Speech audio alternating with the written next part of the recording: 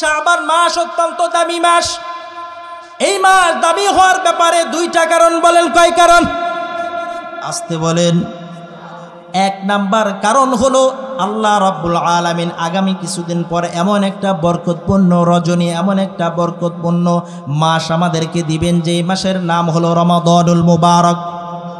কি মুবারক? আমরা যাইতে চাই। আল্লাহ রসুল সাল্লাল্লাহু আলাইহি সাল্লাম রজব মাস থেকে দোয়া করতেন, আল্লাহুম্মা বারিক লানা ফি রজব ওয়া শাবান ওয়া বাল্লিগনা রমাদান। আল্লাহ গো, তুমি আমার রজব শাবানে বরকত দাও, টাকা পয়সাতে বরকত দাও, সন্তানাদিতে বরকত দাও, পরিবারে বরকত দাও, হায়াতে বরকত দাও।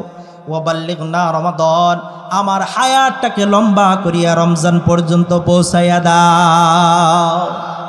নবীর কাছেও রমজান মাস অত্যন্ত দামি ছিল, দামি। যার কারণে মুমিন মুসলমান শাবান মাস অত্যন্ত দামি কেন জানো? রমজানের ভিতরে তিনটি নিয়ামত রয়েছে। এক নাম্বার হলো রহমত, দ্বিতীয় নাম্বার হলো মাগফিরাত, তৃতীয় নাম্বার হলো নাজাত। আল্লাহর কোনো বান্দা যদি প্রথম 18টাকে সুন্দরভাবে পালন করতে পারে, আল্লাহ তাকে এক নাম্বার নিয়ামত দিবে রহমত। দ্বিতীয় 18টাকে সুন্দরভাবে পালন করলে আল্লাহ তারে দিবে নিয়ামত হিসাবে মাগফিরাত। তৃতীয় রজনী যদি আল্লাহর কোনো বান্দা দশকটাকে ভালোভাবে পূরণ করে, পার করে, আল্লাহ রাব্বুল আলামিন জাহান্নামের কয়েদিখানা থেকে তার নাম উন্মুক্ত করে দিবে। সুতরাং আল্লাহ তাআলা শাবানের ভিতরে একটা রজনী দিয়েছেন, 15তম রজনী, যেটা আল্লাহ তাআলা এই কারণে দিয়েছেন যেন আল্লাহর বান্দারা অত্যন্ত সুন্দরভাবে প্রস্তুতি গ্রহণ করিয়া রমজানুল মুবারকের ওই তিনটি নিয়ামত যেন অর্জন করতে পারে। কারণ রে মুমিন মুসলমান, বড় কোনো জিনিস যদি হাসিল করতে হয় এর আগে প্রস্তুতি লাগে কি লাগে না? আমাদের পাশে যে ইটের ভাটা রয়েছে, ইটের ভাটা চালু করার পূর্বে 2 মাস 3 মাস পূর্বেই সব কিছু শুরু হয়, ঠিক না? ঠিক, সফাই টফাই সব কিছু হয়। বলে কেন? বলে 1 মাস পরে যে আগুন দিব, ঠিক না? ঠিক। আমাদের বাচ্চাদের পরীক্ষা চলতেছে না, দাখিল পরীক্ষা, এসএসসি পরীক্ষা, তারা কতদিন ধরে 9টা বছর তারা প্রস্তুতি গ্রহণ করেছে। জীবনের টার্নিং পয়েন্ট, জীবনের একটা কাঙ্ক্ষিত লক্ষ্য যে আমার এসএসসি দাখিল পরীক্ষায় আমি উত্তীর্ণ হব, আমার জীবনটা বেগমান করব, আমার ভবিষ্যৎটা সফল করব। তো কয় বছর? 9 বছর মেহনত করেছে একটা পরীক্ষার জন্য। এ বান্দা শোনো শোনো, আমার আল্লাহর হাবিব তো বলেছেন, আল্লাহর কোনো বান্দা যদি রমজানুল মুবারকের একটা সেকেন্ডও পায়, একটা মুহূর্তও পায়, বাকি 11 মাসকে যদি একত্রে রাখা হয়, রমজানুল মুবারকের একটা সেকেন্ডকে যদি আরেক পাল্লায় রাখা হয়, রমজানুল মুবারকের 1 সেকেন্ডের দাম আমি আল্লাহর কাছে, আমার নবীর কাছে, আমার আল্লাহর কাছে বেশি। আল্লাহু আকবার। তো এই জন্য রমজানের প্রস্তুতি হিসাবে আল্লাহ কয় তারিখ দিয়েছেন? 15 তারিখ।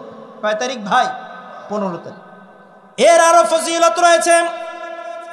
হযরত আবু মুসা আশআরী রাদিয়াল্লাহু তাআলা আনহু বিশ্বনবী থেকে হাদিস রিওয়ায়াত করে বলেন, লা ইয়াত্তালিউল্লাহু ইলা খালকিহি ফি লাইলাতিন নিসফি মিন শাবান ফায়াগফিরু লিজামিই খালকিহি ইল্লা লিমুশরিকিন আও মুশাহিন। আল্লাহর নবী বলেন, আল্লাহ রাব্বুল আলামিন প্রতিদিন রাত্রের শেষাংশে তো অবশ্যই বান্দাদের দিকে রহমতের নজর দেন, কিন্তু বিশেষভাবে গুরুত্ব আরোপভাবে সুন্দরভাবে আল্লাহ রাব্বুল আলামিন 14 তারিখ দিবাগত রাত্রি অর্থাৎ শব বরাতের রাত্রিতে আল্লাহ তাআলা বান্দাদের দিকে রহমতের দৃষ্টি দেন। আর কি করেন? বলে আল্লাহ রাব্বুল আলামিন তামাম সৃষ্টিকুলকে মাগফিরাত দান করে। আল্লাহ রাব্বুল আলামিন এই 15 তারিখে বলে বান্দাদের দিকে বিশেষভাবে রহমতের দৃষ্টি দেন। বিশেষ কেন বললাম? বলে প্রতিদিন রাতের তৃতীয়াংশে আল্লাহ তো ডাকেন, কিন্তু এই রাত্রিতে আল্লাহর হাবিব বলেন ইদা কানাত লাইলাতুন নিসফি মিন শাবান, যখন এই 15 তারিখের রজনী শুরু হয়ে যায়, কি হয়ে যায়? রজনী শুরু হয়ে যায়। তো আল্লাহ রাব্বুল আলামিন এর বান্দারা তোমরা শোনো, এই রাত্রিতে তোমরা কিয়াম করবা, বেশি বেশি নামাজ পড়বা, তেলাওয়াত করবা, জিকির করবা, নফলের ভিতরে লিপ্ত থাকবা, আর দিবালোকে রোজা রাখবা। কেন জানো? ইন্নাল্লাহা ইয়ানজিলু ফিহা লিগুরুবিশ শামসি ইলাস সামাঈদ দুনিয়া। বলে আল্লাহ রাব্বুল আলামিন এই রজনীতে যখন সূর্য অস্তমিত হয় তখন থেকে আল্লাহ তাআলা এই আসমানের এই দুনিয়ার আসমানের দিকে এসে সকল মাখলুকের দিকে রহমতের দৃষ্টি দেন। সুবহানাল্লাহ। শুধু এখানে শেষ না, আল্লাহ তাআলা রহমতের দৃষ্টি দেন ফায়াগফিরু লিজামিই খালকিহি, আল্লাহ তাআলা সকল বান্দা বান্দীদেরকে মাগফিরাতের ঘোষণা দিয়ে দেন। এরপরে আল্লাহ রাব্বুল আলামিন বান্দাদেরকে ডাকে আর বলেন, আলা মিন মুস্তাগফিরিন ফাগফিরুল্লাহ, আসনি কোনো ক্ষমা প্রার্থনাকারী আমি আল্লাহ তোমাদেরকে ক্ষমা করে দেব। এরা মুমিন মুসলমান, মানুষের জিন্দেগীর সবচাইতে মৌলিক জিনিস যেটা, সবচাইতে দামি সম্পদের নাম হলো ক্ষমা। বান্দা যদি ক্ষমা পেয়ে যায় তার আখিরাত পার হয়ে যাবে, কবর পার হয়ে যাবে। বান্দা যদি দুনিয়াতেও ক্ষমা পেয়ে যায় যেমন সম্মানী হয়, আল্লাহর বান্দারা যদি আল্লাহর দরবার থেকে ক্ষমা পেয়ে যায় বলে তার মতো কৃতকার্য আর অন্য কোনো বান্দা হতে পারবে না। তো আল্লাহ ডাকেন আর বলেন, আসো, কোনো ক্ষমা প্রার্থনাকারী থাকলে আসো, আমি আল্লাহ ক্ষমা করে দিব। আলা মিন মুস্তারজিকুন ফারজুকহু, আসো, কারো রিজিকের অভাব রয়েছে, টাকা পয়সা নাই, আমি আল্লাহ তার রিজিক দেব, তার টাকা পয়সার ব্যবস্থা করে দেব, তার সম্মানের ব্যবস্থা করে দেব, তার সন্তান সন্ততি নাই, তার সন্তানের ব্যবস্থা করে দেব। সুবহানাল্লাহ বলা যায়। আলা মিন মুবতালান ফাউআফিয়াহু, আসনি কোনো ক্ষতিগ্রস্ত ব্যক্তি, মুসিবত জাদা ব্যক্তি, আমি তোমার মুসিবতটাকে নিষ্কৃত দেব। মামলা মুকদ্দমায় জড়িত রয়েছো, আমি আল্লাহর কাছে চাও। কারণ বান্দা যখন আল্লাহর দরবারে হাত সম্প্রসারিত করে চোখের পানি, চোখের অশ্রু প্রবাহিত করে, আল্লাহ রাব্বুল আলামিন বলে বান্দার দোয়া আমি অবশ্যই অবশ্যই কবুল করি।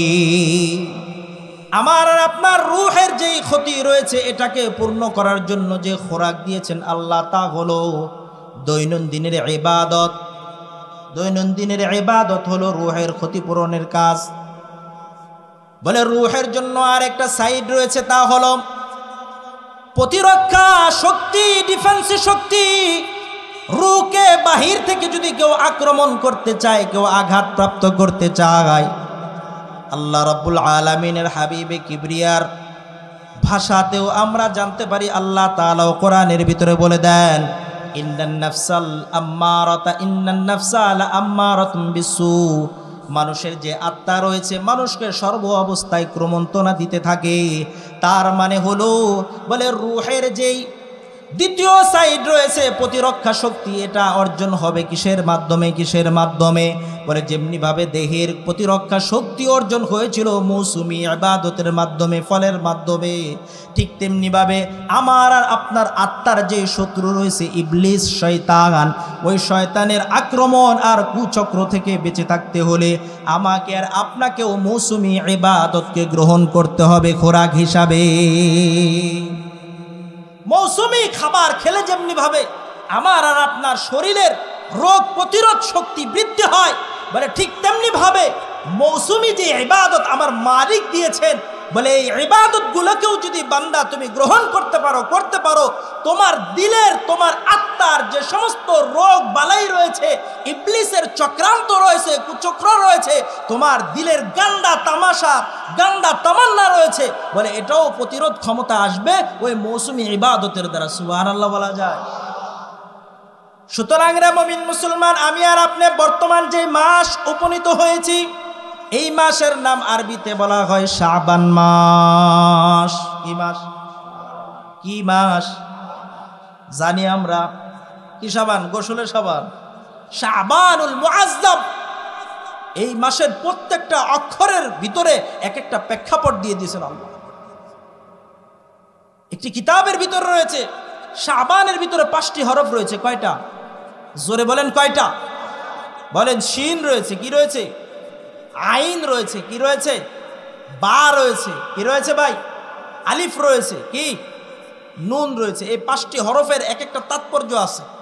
আমি শুধুমাত্র অর্থগুলো বলে যাই, তাৎপর্য লম্বা করতে পারবো না, আসল আলোচনা হারিয়ে ফেলবো। 1 নাম্বার শিন। 1 নাম্বার কি? শিন এর প্রেক্ষাপট হলো, এর আসল অর্থ হলো শরফুন, মর্যাদা, আখলাকে হামিদা, উত্তম চরিত্র। শিন মানে কি? উত্তম চরিত্র। বলেন শিন মানে কি? উত্তম চরিত্র পাবো কোথায়? আল্লাহর নবীর ভিতরে। বলেন কোথায়? আল্লাহ তাআলা বলেন লাকাদ কানা লাকুম ফি রাসূলিল্লাহি উসওয়াতুন হাসানা। শোনো, অন্য কারো পিছনে যায়ও না, সুপারস্টার টুপারস্টার এদের পিছনে ঘুরিও না, এদের আখলাকের তো কোনো সার্টিফিকেটই নেই, ঠিক না বা ঠিক? বর্তমান সময়ের যত সুপারস্টার মার্টার রয়েছে এগুলোর কোনো কি নাই, চরিত্রের কোনো ঠিকই নাই। কিসের আবার তাদেরকে তুমি আইডল বানাও? বেটা, আমার নবীর চরিত্র কেমন জানো? আমার নবীর চরিত্র, আমার নবীর প্রত্যেকটা জিনিসকে সত্যায়ন করেছেন মহান আল্লাহ, মহান আল্লাহ, আল্লাহু আকবার। প্রত্যেকটা জিনিসকে সত্যায়ন করেছেন। আমার নবীর চোখের ব্যাপারে সত্যায়ন আমার আল্লাহর, আমার নবীর হাতের ব্যাপারে সত্যায়ন আমার আল্লাহর, আমার নবীর বুঝের ব্যাপারে সত্যায়ন আমার আল্লাহর, আমার নবীর জবানের ব্যাপারে সত্যায়ন আমার আল্লাহর। আমার নবী যা বলেন, যা করেন, যেখানে চলেন সবকিছুর সত্যায়ন দিয়েছেন আল্লাহ, আল্লাহু আকবার। সুতরাং আদর্শ ধরব কার? কার? আমার নবীর আদর্শ আমাদেরকে ধরতে হবে। নবীর আদর্শবিহীন কোন বান্দা কামিয়াবি হতে পারবে না। এমনকি মুশরিকরা পর্যন্ত দা 100 কিতাবের ভিতরে সর্বপ্রথম অবস্থানে যার নাম রেখেছেন সে আর কেউ নয়, তিনি হলেন বিশ্বনবী খাতামুন নবিয়্যিন মুহাম্মদুর রাসূলুল্লাহ সাল্লাল্লাহু আলাইহি ওয়াসাল্লাম। আমি আর তুমি চিনি না আমার নবী কে ছিলেন, আমার নবী কেমন ছিলেন, ওই মুশরিকরা চিনেছে। 100 জন মনীষীর জীবনাচার করতে গিয়ে যেই কিতাব লিখেছে, রচনা করেছে, তার মধ্য থেকে 1 নাম্বার দিয়েছেন আমাদের হৃদয়ের স্পন্দন। কার নাম? নবী মুহাম্মদুর রাসূলুল্লাহ সাল্লাল্লাহু আলাইহি ওয়াসাল্লাম।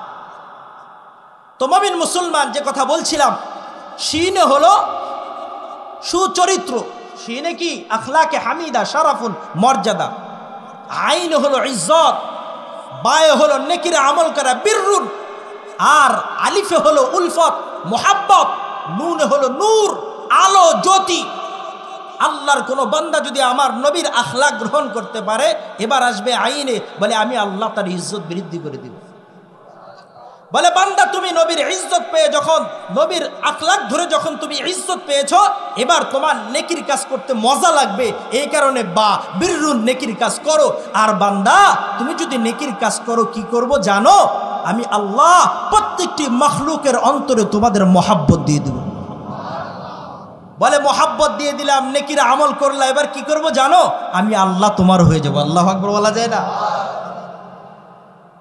বাগদাদের বিশিষ্ট খলিফা, বিশিষ্ট বুজুর্গ বিশির আল হাফি রহমতুল্লাহি আলাইহি, তার জীবনের এমন কোনো অবস্থা যায় না যে তার হাতে মদের বোতল থাকতো না।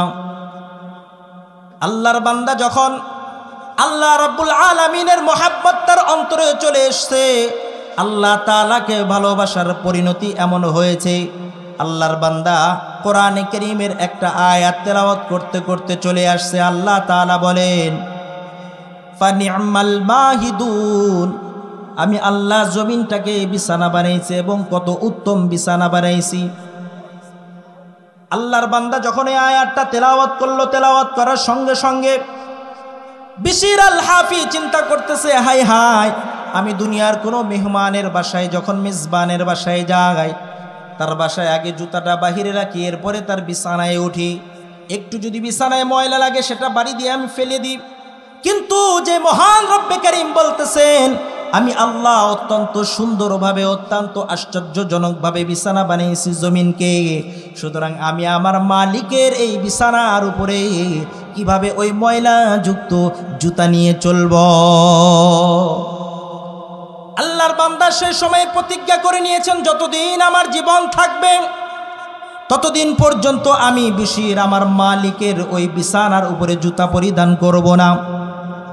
কিতাবের ভিতরে লেখা যায়, আল্লাহর বান্দা যতদিন পর্যন্ত জীবিত ছিল ততদিন পর্যন্ত জুতা পরিধান করে নাই। এরে মুমিন মুসলমান, আল্লাহর কোন বান্দা যদি মালিককে মহাব্বত করে, আল্লাহ রাব্বুল আলামিন তো হলো মহাব্বতের দরিয়াওয়ালা। আমার আল্লাহ বলেন, গলাবাত রাহমাতি আলাল গাদাব, আমি আল্লাহর রহমত, আমি আল্লাহর করুণা, আমি আল্লাহর মায়া আমার বান্দাদের জন্য আমার রাগের উপরে বিজয়ী হয়েছে।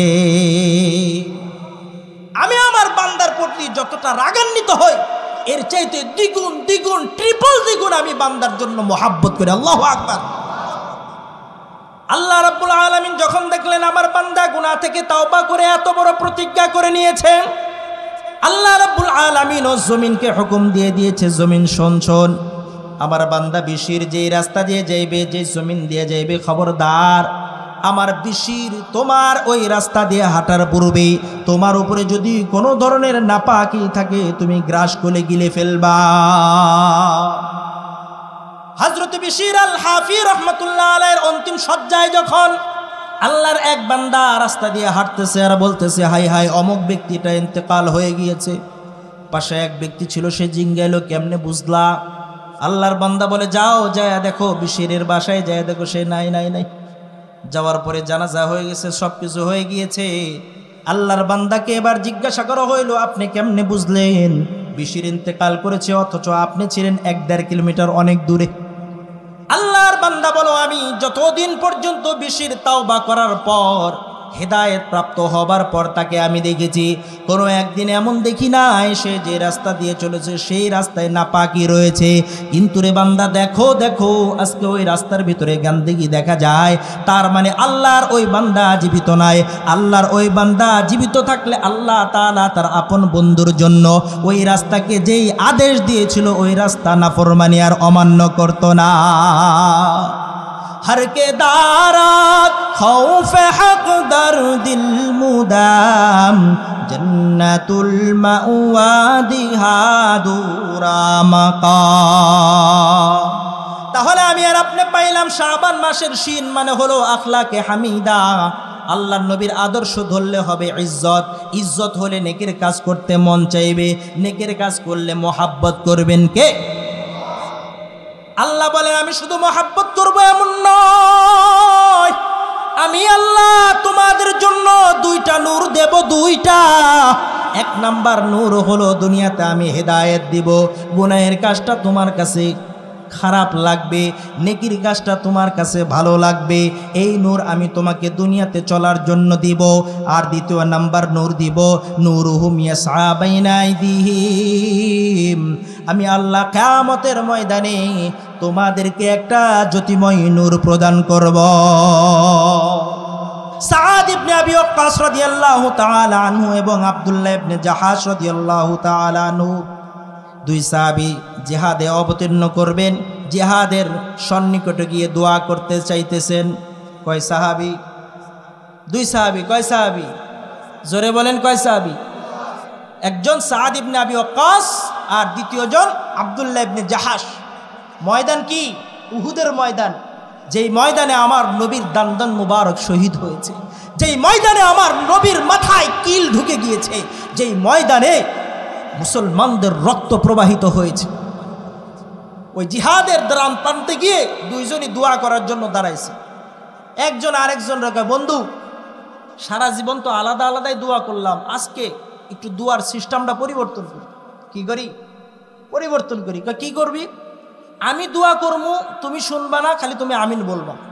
তুমি দোয়া করবা, আমিও শুনবো না, আমি শুধু আমিন বলবো।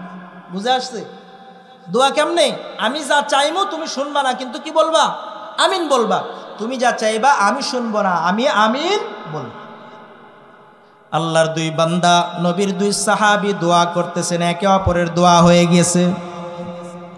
একে অপরকে জিজ্ঞাসা করে, বন্ধু আমার যাইতেছি জিহাদের ময়দানে, জানি না হায়াত আছে শাহাদত বরণ করব না গাজী হব, এটা তো আমাদের জানা নাই।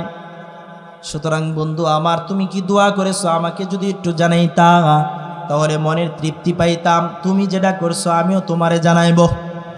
আল্লাহু আকবার বলবেন না? হযরতে সাদ ইবনে আবি ওয়াক্কাস বলতেছে, বন্ধু আমার আমি কি দোয়া করছি জানোনি?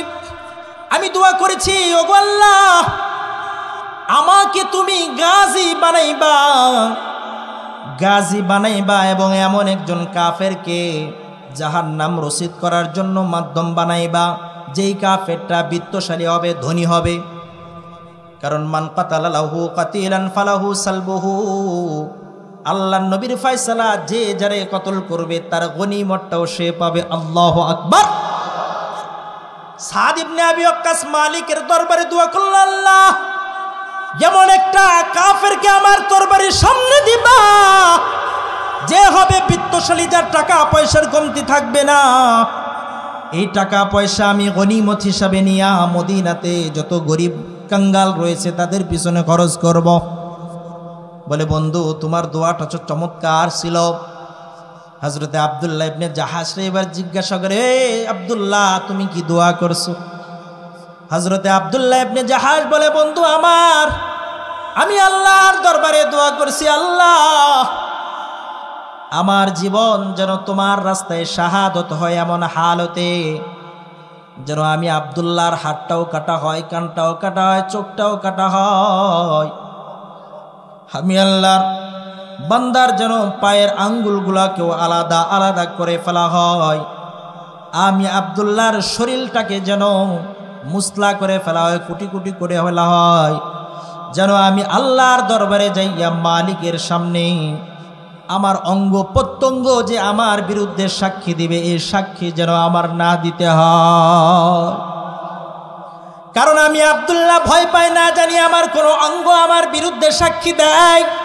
এরা মুমিন মুসলমান, আমার আর তোমার তো কোনো অনুধাবন নাই, অনুশোচনা নাই। হাত দ্বারা যত অপকর্ম করতেছি, হাতটা কিয়ামতের ময়দানে হাতের জবান খুলে দিবেন আল্লাহ, হাত আমার বিরুদ্ধে সাক্ষী দেবে।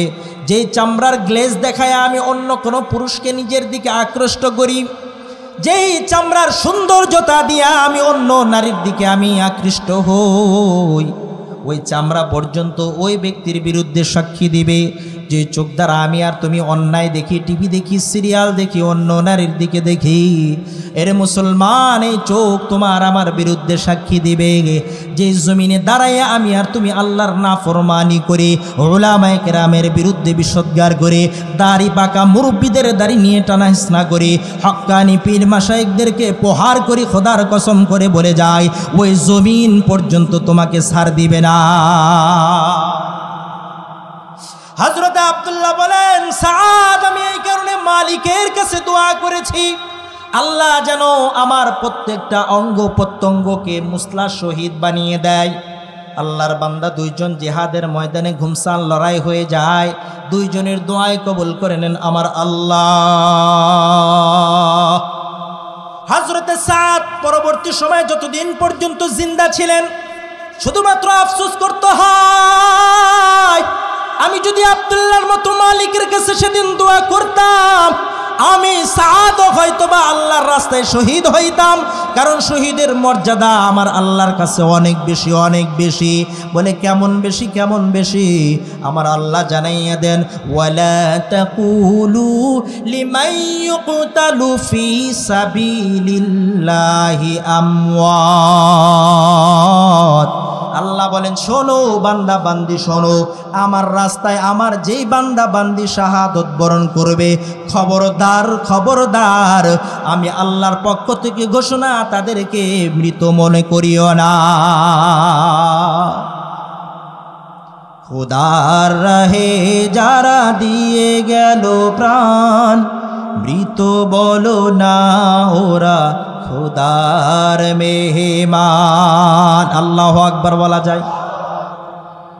তাহলে রে মুমিন মুসলমান, 15 তারিখের এই রজনীর ফাসাইল বলতে গিয়ে আল্লাহর নবী বলেন, আল্লাহর কাছে দোয়া করবা, জিকির করবা, তিলাওয়াত করবা। আল্লাহর হাবিব জানিয়ে দিলেন আল্লাহ তাআলা সকলকে মাফ করে দিবেন, সকলকে মাফ করে দিবেন। কতজনকে? অপর একটি হাদিসের ভিতরে আল্লাহর নবী বলেন, ফায়ুগফারু লিআকতার মিন আদাদি শা'রি গনামি কালবিন। বনি কালবে যেইভাবে ছাগল লালন পালন করে, ওই বনি কালবের ছাগলের শরীরে যতটা পশম রয়েছে, ওই পশম পরিমাণ আল্লাহর বান্দা বান্দিগুলোকে আল্লাহ তাআলা ক্ষমা করে দিবে। তাহলে এই ক্ষমার দরওয়াজাটা সংকুচিত না, অনেক বিস্তৃত, অনেক ব্যাপক। উন্মুক্ত মাফ হবে। কি মাফ? জোরে বলেন, উন্মুক্ত মাফ। এরপরেও আল্লাহর হাবিব বলেন কিছু দুর্ভাগা তো থাকবেই। কি বলেন? কিছু দুর্ভাগা তো থেকেই যাবে, যারা এই উন্মুক্ত মাফকেও নিতে চাইবে না, যারা এই উন্মুক্ত ক্ষমাটাকেও নিতে চাইবে না। আল্লাহর নবীর একাধিক হাদিসের ভিতরকে একত্রিত করলে দেখা যায় 8 শ্রেণীর মানুষকে এই বরকতপূর্ণ রাত্রেও আল্লাহ ক্ষমা করবেন না। নাউজুবিল্লাহ বলা যায়। 1 নাম্বার হলো ইল্লা লিমুশরিকিন, আল্লাহর কোন বান্দা শিরিকে আকবার করুক, শিরিকে জাল্লি করুক অথবা শিরিকে খাফি করুক, বড় শিরিক করুক অথবা ছোট শিরিক করুক, আল্লাহর কোন বান্দা যদি আল্লাহর সঙ্গে অংশীদার সাব্যস্ত করে, আল্লাহ তাআলা ওই বান্দাকে এই বরকতপূর্ণ রাতেও মাফ করে না। নাউযুবিল্লাহ। শিরিক কাকে বলা হয়? বৃহৎ কোনো কথা বলবো না, একটাই বুঝায় দিই। আমার আর আপনার স্ত্রী যদি কখনো খাদ্যের ভিতরে উল্টা পাল্টা করে লবণ বেশি দিয়ে দিছে, আসার পর জিজ্ঞাসা করলে বলল ভুল হয়ে গেছে, কিছু বলবো? কিছু বললাম না। তরকারিতে পানি দিয়ে দিছে, হাঁটু পানি, কিছু বলবো না, কয় কি হয়েছে? ভুল হয়ে গেছে। কিন্তু রে মুসলমান, আমি এখানে জানতে চাই, আলাওয়ালপুরের মুসলমান, কোনো একজন যদি আপন স্ত্রীকে দেখো যে তোমার স্ত্রী কোনো যুবককে নিয়ে বিছানা গরম করতেছে, তাহলে এটা বরদাস্ত করবা? করবেন? করবেন? কেউ চিৎকার দিয়ে বলেন করবেন? তাহলে আমি আর আপনি দুনিয়ার সামান্য দিনের স্ত্রী যদি আমি ব্যতীত তার মহাব্বতটা অন্য কারো কাছে বন্টন করতে যায়, এটা মহাব্বত। এই মহাব্বতকে আমি আর আপনি লাই দিব, প্রশ্রয় দেব? প্রশ্রয় দেব? এক নাম্বার। দুই নাম্বার, সন্তান যদি আপনাকে ব্যতীত অন্য কাউকে আব্বা বলে ডাকে, কলিজা কোন জায়গায় যায়? জোরে বলেন। ঠিক থাকে? ঠিক থাকে? শ্বশুর আব্বারে যদি শ্বশুর বাদ দিয়ে গেলে আব্বা বলে ডাকে, বাবা এটা বরদাস্ত করে? মা যদি মায়ের সামনে যদি শাশুড়িকে মা বলে ডাকে, মা এটা বরদাস্ত করে? আপনারা মনে করেন? তো জোরে কন্যা কা করেন।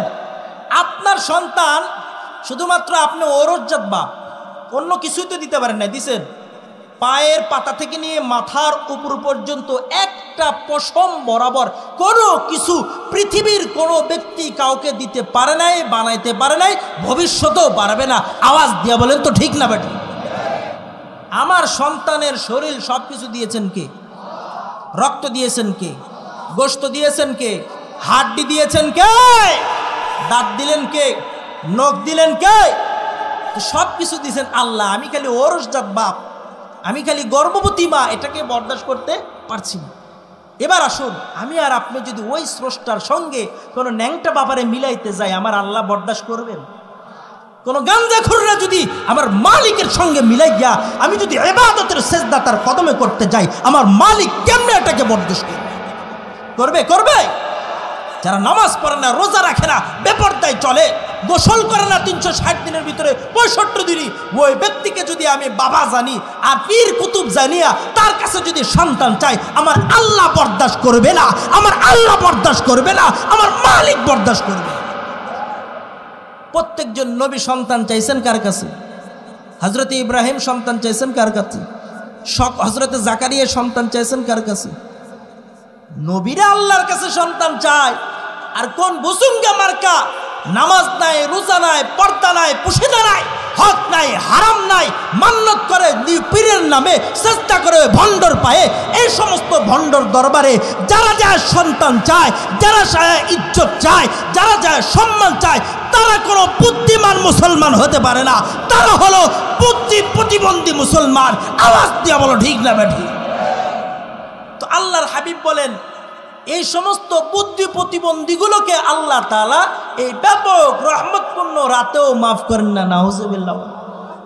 সুতরাং মসজিদে না এসে মাজারে দৌড়াইতে পারবো, মসজিদে আল্লাহর দরবারে সেজদা না করিয়া ওই বাবার দরবারে যা সেজদা দেওয়া যাবে?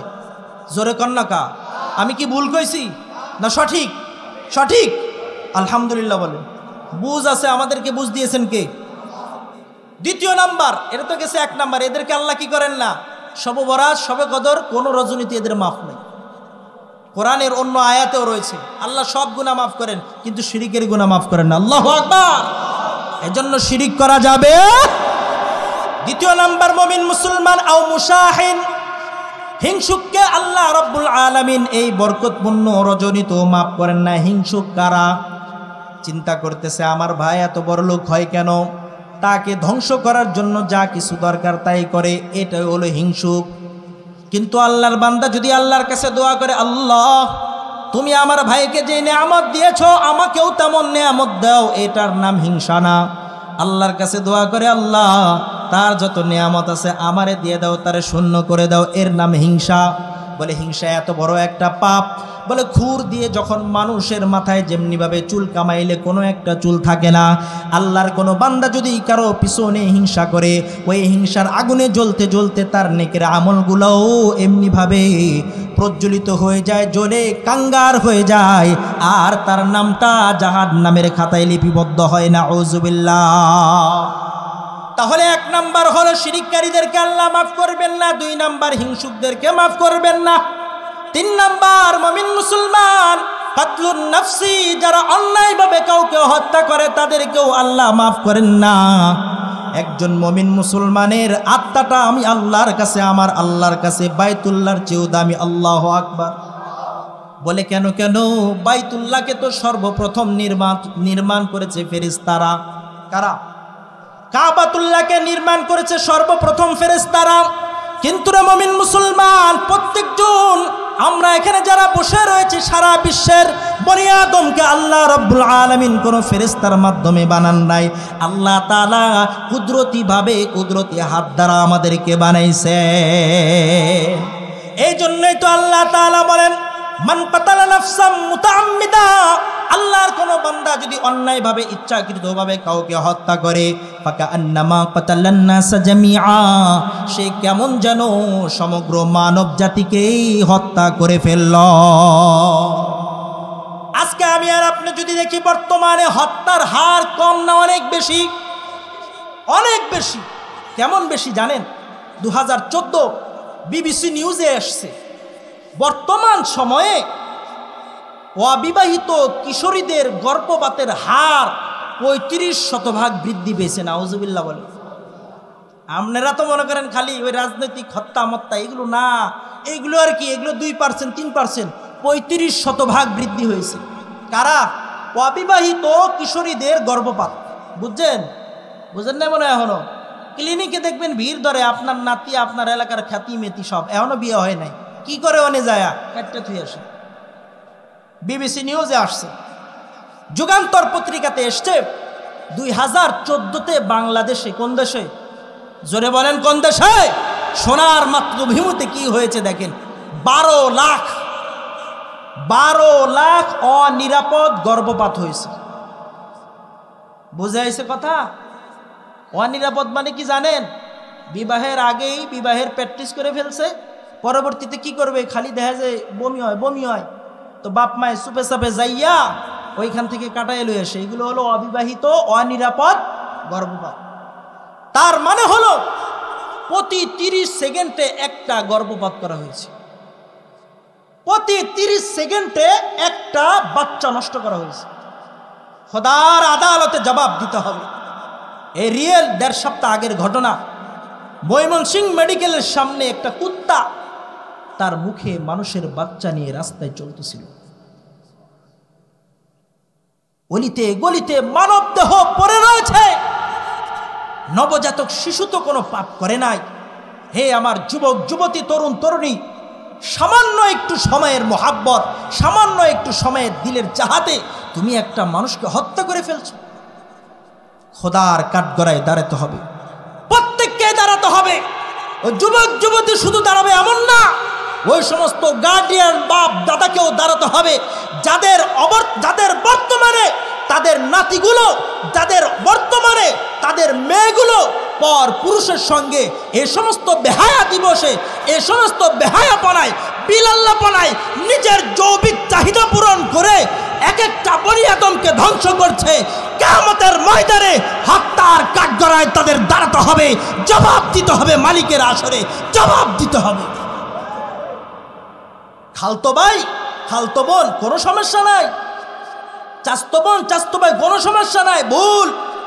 বর্তমান সময়ে তো বাবার হাতে তার মেয়ে ঠিক নাই, বর্তমান সময়ে তো দাদার নিকটে তার নাতনি ঠিক নাই, বর্তমান সময়ে তো তার ভাইয়ের নিকটে তার বোন নিরাপদ না। এই জামানায় এসে কেমন ভাবে কি অবস্থা অবস্থাতে তোমার মেয়ে তোমার স্ত্রী কিভাবে বাহিরে যায়, ওই মার্কেটে কি একা একা কিভাবে খোলামেলা চলে, ওই মেয়েগুলো কিভাবে একা একা কলেজ ইউনিভার্সিটিতে যায়, তাদের সঙ্গে কোনো গাইডম্যান কেন নাই? আমি তো বারবার বলি, ছোট্ট একটা মেয়ে যদি মৃত্যুবরণ করে শুধুমাত্র কষ্ট পাবে তার বাবা, কিন্তু একটা তরুণী যদি আঘাতপ্রাপ্ত হয়, তার ইজ্জত যদি ক্ষতবিক্ষত হয়, তার বাবা শুধুমাত্র বদনামের ভাগীদার হবে না, এই আলাউলপুরের সমাজ ভাগীদার হবে, বাংলার জমিন কলঙ্কিত হবে, এই সমাজ ব্যবস্থা ধ্বংস হয়ে যাবে। ঠিক না বেটি? ছোট বাচ্চা মারা গিয়েছে শেষ, কিন্তু তরুণী যখন প্রাপ্তবয়স্ক হয়ে যায়, এ যখন কোনো খারাপ কাজে লিপ্ত হয়, ওই এলাকার সবার নাক কাটা যায়। ঠিক না বেটি? সুতরাং মুসলমান শুধুমাত্র হত্যা বলতে হত্যাই না, যারা রিজিকের ভয়ে, খাদ্যের ভয়ে, খাসিয়াতা ইমলাক, বাচ্চা কোথায় থেকে খাবে এই ভয়ে যারা গর্ভপাত করায়, যারা বিভিন্ন ধরনের পদ্ধতি অবলম্বন করে, আল্লাহর কাঠগড়ায় জবাব দিতে হবে। আরে তুমি কিসের রিজিকের হকদার? তুমি কিসের রিজিকের দাবিদার? আমার রিজিক তো দেয় আমার আল্লাহ। কোনো বাবা তার সন্তানকে খাওয়াতে পারে না, কোনো মুসল্লি তার ইমামকে খাওয়াতে পারে না, সকল কিছুকে খাওয়ান যিনি কে? তাহলে 3 শ্রেণী বললাম। 1 নাম্বার মুশরিক, 2 নাম্বার হিংসুক, 3 নাম্বার হত্যাকারী, যারা তাদেরকে আল্লাহ কি করেন না, মাফ করেন। 4 নাম্বার মুমিন মুসলমান, আকুল ওয়ালিদাইন, মা বাবার নাফরমানি যারা করবে, আল্লাহ তাআলা সবে বরাত, সবে কদর, কোনো রজনীতে মাফ করবে না। কেন মাফ করবে না? কেন মাফ করবে না? কারণ আমার আল্লাহর দরবারে আল্লাহ এবং আল্লাহর নবীর পরে সবচেয়ে ভাইটাল পোস্ট যেটা, সম্মানের পোস্ট যেটা, সেটা হলো মা আর বাবার পোস্ট। আল্লাহর নবী সরকারে দো আলম বলেন, বাবা হলেন জান্নাতের মিডিল ফটক। আল ওয়ালিদু আবওয়াব আওসাতু আবওয়াবিল জান্নাহ, বাবা হলেন জান্নাতের মেন দরওয়াজা। আল্লাহু আকবার বলবেন না? আমাদের মেন গেট আছে না রাস্তায়, বলে জান্নাতের মেন গেট যদি চাও তাহলে বাবার অনুগত হও, বাবার সঙ্গে সদ্ব্যবহার করো। মায়ের ব্যাপারে আল্লাহর হাবিব সরকারে দো আলম সাল্লাল্লাহু আলাইহি ওয়াসাল্লাম বলেন, আল জান্নাতু তাহতা আকদামিল উম্মাহাত, মায়ের পদে তলে রয়েছে জান্নাত। আল্লাহর নবী সরকারে দো আলমের কাছে সাহাবী এসে জিজ্ঞাসা করলেন, ইয়া রাসূলুল্লাহ, সৎ ব্যবহার করব কার সঙ্গে? কি প্রশ্ন করছেন? বলেন না, ঘুমাইছেন নি? আল্লাহু আকবার বলেন তো, আরো চিৎকার দিয়ে বলেন আল্লাহু আকবার। আল্লাহর নবীর কাছে জিজ্ঞাসা করলো, ইয়া রাসূলুল্লাহ, মান উবিররুহ, কার সঙ্গে সদ্ব্যবহার করব?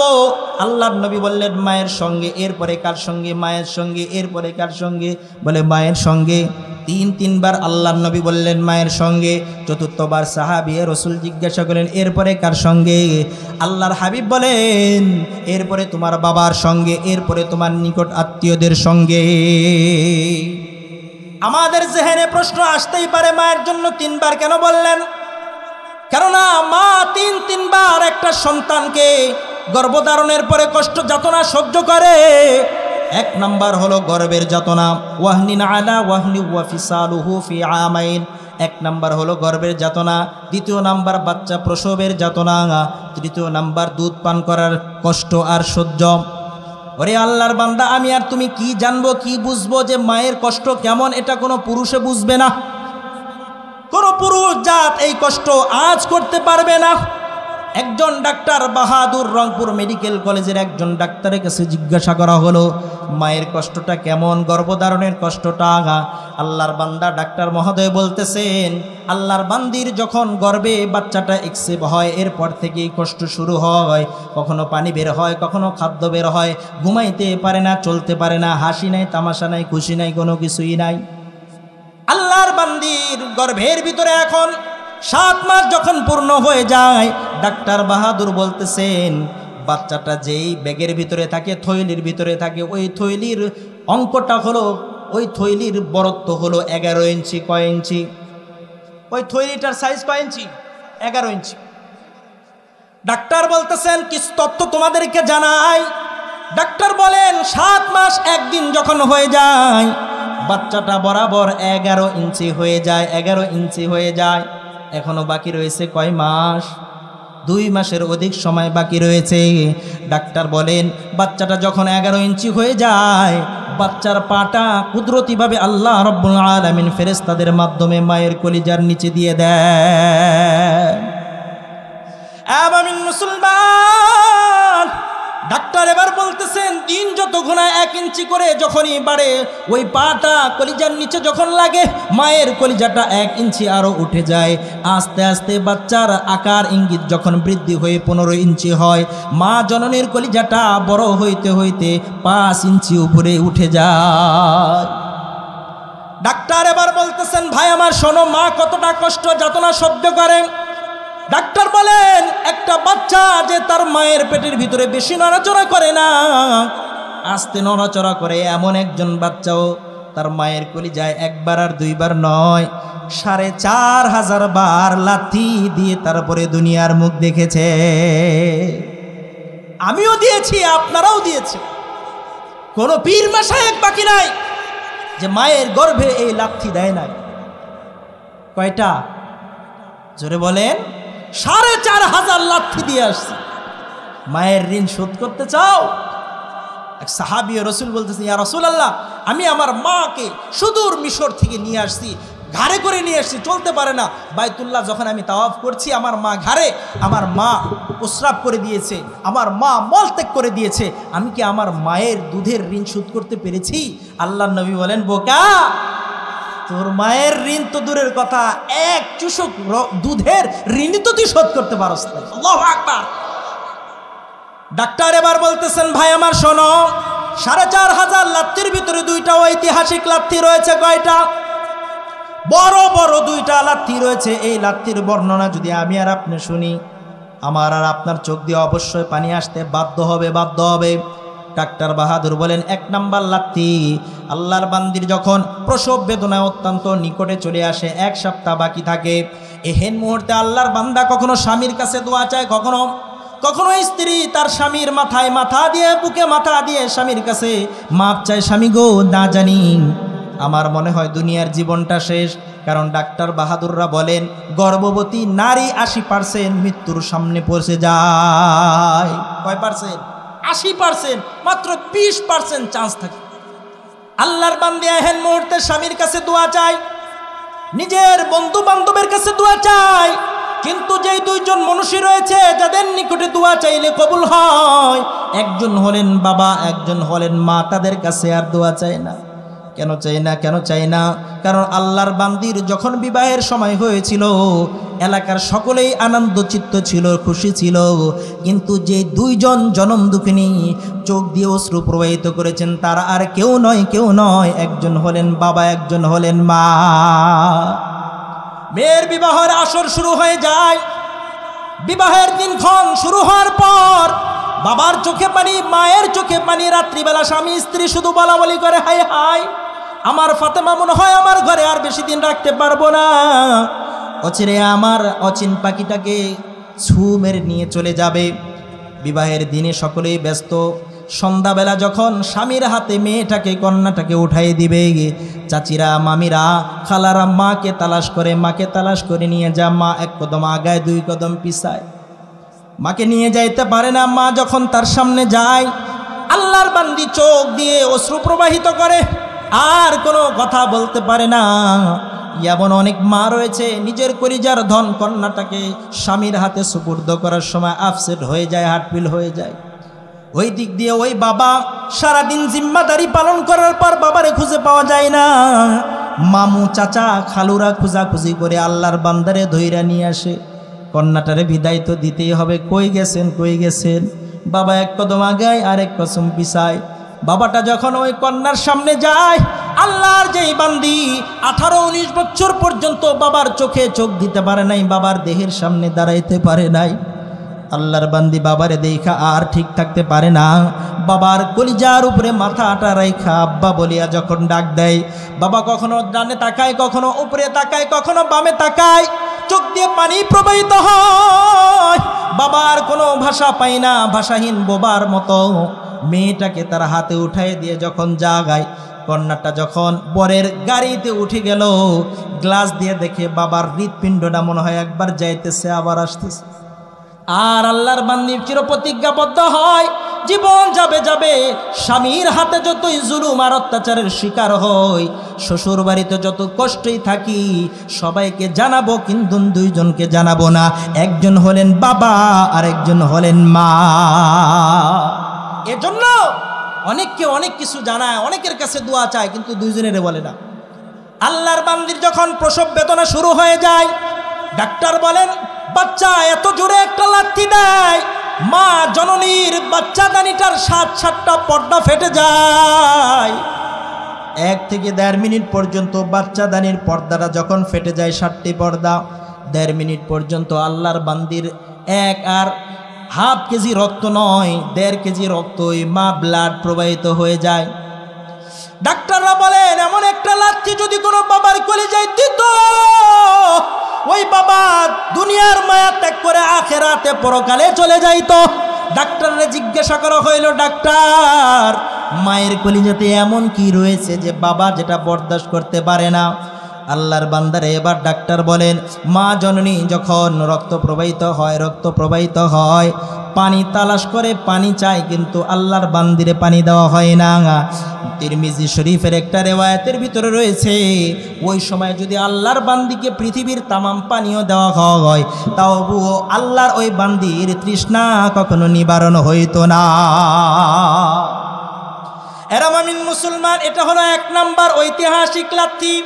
2 নাম্বার ঐতিহাসিক লাথি, আল্লাহর বান্দা ওই নবজাতক সন্তান ডান পায়ের বৃদ্ধা আঙ্গুলি দিয়ে যখন মা জননীর কলিজায় একটা আঘাত করে, মা আর দুনিয়ার কোনো হুঁশ থাকে না, মা অজ্ঞান হয়ে যায়, আর ওই কলিজাটা মৃদুভাবে ফেটে যায়। মা 1 থেকে 1.5 মিনিট 2 মিনিট পর্যন্ত অজ্ঞান হয়ে থাকে। ওই দিক দিয়ে আল্লাহ রাব্বুল আলামিন কুদরতিভাবে ওই সংকীর্ণ রাস্তা দিয়ে নবজাতক শিশুকে দুনিয়ার ভিতরে আনে। মা এখনো অজ্ঞানী রয়েছে, কিন্তু আল্লাহর বান্দা দুনিয়াতে আসার পর এমন একটা অদ্ভুত শব্দ বলে, ওই শব্দটা হলো আম্মা।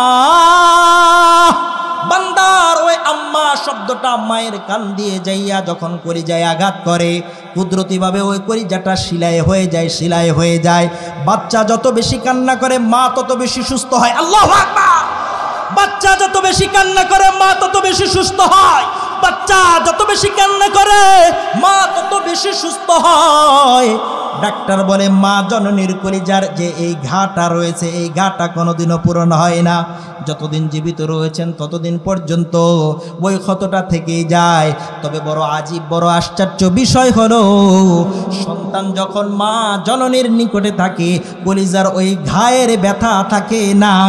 কিন্তু আল্লাহর বান্দা যখন মাকে ত্যাগ করিয়া পড়াশোনার জন্য, রুজি রুটির জন্য যখন বাহির দেশে যায়, দূরে যায়, যতক্ষণ পর্যন্ত আল্লাহর বান্দা তার মার নিকটে না আসে, ওই মা জননীর কলিজার ব্যথা ততক্ষণ পর্যন্ত চলমান থাকে। যে মায়াময় ছোট থেকে মায়ার জালে বন্দি করেছে লালন, হে প্রভু তুমিও তারে তোমার আরশ ছায়ার নীরে মাকে করিও লালন, মাকে করিও লালন। আমিন বলা যায়। যে মায়াময় সদা সময় সুখে দুঃখে থাকতো বসে, সে মায়াজি আমায় ছেড়ে চলে গেছে তোমার কাছে। হে প্রভু তুলেছি হাত, মাকে তুমি দাও গো নাজাত, করে নাও আপন। আমিন বলা যায়।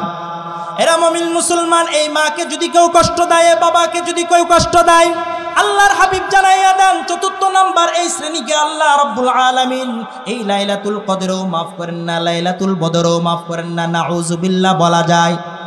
তাহলে 1 নাম্বার যারা শিরিক করে তাদেরকে আল্লাহ মাফ করেন না, যারা অপরকে হিংসা করে তাদেরকেও আল্লাহ মাফ করেন না, যারা অন্যকে অন্যায়ভাবে হত্যা করে তাদেরকেও মাফ করেন না। আর 4 নাম্বার মা বাবার অবদ্ধ সন্তানদেরকে মাফ করেন না। আর 5 নাম্বার মুসবিলু ইজার, আল্লাহর কোনো বান্দা যদি তার লুঙ্গি পাজামা প্যান্ট যদি তার টাকনুর নিচে পরিধান করে, আল্লাহর হাবিব বলেন এই ধরনের বান্দাগুলোকেও আল্লাহ তাআলা এই আম ক্ষমা প্রার্থনার বরকতময় রাত্রিতে মাফ করেন না। লুঙ্গি প্যান্ট পাজামা আমি আর আপনি যারা টাকনুর নিচে পরি, বলে এই বরকতপূর্ণ রহমতের রজনী তো আল্লাহ কি করেন না? কেন করেন না? জানার দরকার আছে না নাই? 1 নাম্বার কারণ হলো লুঙ্গি প্যান্ট পাজামা আমরা যুবক বন্ধুরা বা চাকরিজীবীরা অনেকে চালাক মুসলমান আছে। কি মুসলমান? জোরে কন্যা। কেমন চালাক? সিসি ক্যামেরার সামনে যায় একদম ভদ্র, সিসি ক্যামেরা যেই গেছে এবার লাফালাফি শুরু করে, আসে না নাই? তো মসজিদে আসলে মনে করে সিসি ক্যামেরা চালু আছে, আল্লাহ ঠিক কিনা? মসজিদে ঢোকার সময় প্যান্টটা টুট টুট করে তুলে দেয়, আবার মসজিদ থেকে 1 পাও দেওয়ার আগে এগুলো আবার কি করে দেয়? নামায় দেয়। তার মানে হলো কি, মসজিদে আইলেই মনে আল্লাহ দেখে, আর মসজিদের বাইরে আল্লাহ দেখে না। ঠিক না ভাই? ঠিক। এ চালাক মুসলমান। কি মুসলমান? এগুলো হলো বুদ্ধি প্রতিবন্ধী মুসলমান। কি মুসলমান? তো এই বান্দাগুলো যখন লুঙ্গি পাজামা নিচে দেয়, তো অনেকে মুরব্বী অনেকেরাম আমরা বলে থাকি ঝাড়ু কেনার দরকার নাই। কই কেন? কাপড় যেমনে পড়ছে রাস্তায় যা ধুলাবালি আছে সব সাফ হয়ে যাবে। ঠিক না ভাই? ঠিক। তার মানে হলো যারা আমরা টাকনুর নিচে প্যান্ট পাজামা পরি এগুলোতে পরিষ্কার থাকে অনেক। কি বলেন? নাকি গান্দেগি লাগে? আল্লাহ তাআলা হলেন তাহের, আল্লাহ ইউহিব্বুল মুতাতাহহিরিন, যারা অতি পবিত্র তাদেরকে পছন্দ করেন। সুতরাং আল্লাহর কোনো বান্দা বান্দি যদি অপবিত্র অবস্থায় জীবনযাত্রা করে, তার রিজিকের ভিতরে সংকীর্ণতা আসে। আল্লাহর হাবিব বলেছেন তুমি যদি তোমার রিজিকের বারাকা চাও তাহলে সর্ব অবস্থায় তুমি ওযু অবস্থায় থাকো। আল্লাহু আকবার। সুতরাং প্যান্ট পাজামা যদি আমরা নিচে পড়ি তাহলে কি লাগবে? নাপাকি লাগবে। আর নাপাকি লাগলে আল্লাহ পছন্দ করেন না অপছন্দ করেন? 1 নাম্বার। আর 2 নাম্বার, যারা এই প্যান্ট পাজামা নিচে দেয় একটু বাপ ধরে। কি ধরে ভাই? বাপ ধরে। দেন না ঢাকা শহরে ঢাকাইয়া লুঙ্গি পরে কি করে দূর উড়াইয়া আর নিচ দিয়ে কি থাকে পরে থাকে। তো আল্লাহ তাআলা বলেন আল কিবরিয়াউ রিদাই। শোনো, আমি আল্লাহ বলছি, হাদিসে কুদসির ভিতরে আল্লাহ বলেন আমি আল্লাহ বলছি অহংকার হলো আমি আল্লাহর চাদর। সুতরাং আমার কোনো বান্দা বান্দি যদি অহংকারের চাদরকে আমার থেকে ছিনিয়ে নিতে চায়, আমি আল্লাহর ঘোষণা, সে যেন জাহান্নামে তার ঠিকানা বানিয়ে নেয়। নাউজুবিল্লাহ।